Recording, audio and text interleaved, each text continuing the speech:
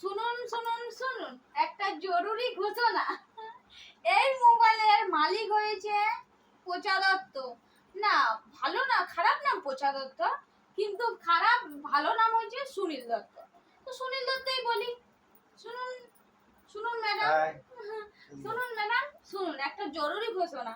এই মোবাইলের মালিক বলে আমি বেশি মোবাইল ঘাঁটি না, কিন্তু এই মোবাইলটি বেশি মোবাইল ঘাঁটবে কি করে? আধা ঘন্টা ছাড়া ছাড়া এই মোবাইলটিকে চার্জ দিতে হয়।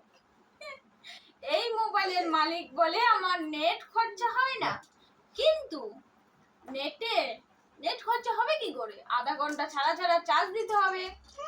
তারপর আর একটা, এই মোবাইলের মালিক বলে বাইরের খাবার খাওয়া ভালো নয়। যেই বাইরের মালিক মানে সুনীল দত্ত খেতে আগে 4টা করে চপ, সেই দোকানে এই মোবাইলের মালিক বলে এখন আর বাইরের খাবার খাওয়া ভালো নয়, ওটা দুদিনকার তেল মাসি। কিন্তু আরেকটা টুইস্ট আছে, এই মোবাইলের মালিক বলে বাইরের খাওয়া ভালো নয়, কিন্তু মোমো আর চাউমিন সেইটি খাওয়া ভালো।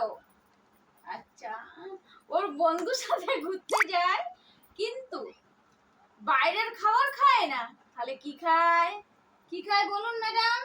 ম্যাডাম বলুন কি খায়? আইসক্রিম খায়। আইসক্রিম খাওয়াটা হয়েছে শরীরের পক্ষে প্রোটিন। শুনুন, কিন্তু এর আগের দিন, শুনুন শুনুন শুনুন, এর আগের দিন রথে নয়, উল্টা রথে নয়, যাই হোক আর একদিন কিন্তু বলেছিল বিরিয়ানিও খেয়েছিল। বিরিয়ানিটা কি শরীরের পক্ষে প্রোটিন? এইটি আপনাদের যদি ডায়েট করতে হয় তাহলে আপনাদের ডায়েটে কাজে লাগবে। বিরিয়ানি, আইসক্রিম আর হচ্ছে মোমো, হ্যাঁ, আর হচ্ছে সেইটি আপনাদের ডায়েটে কাজে লাগবে। বলছে পকোড়াটা নাকি 3 দিনের তেলের বাসি।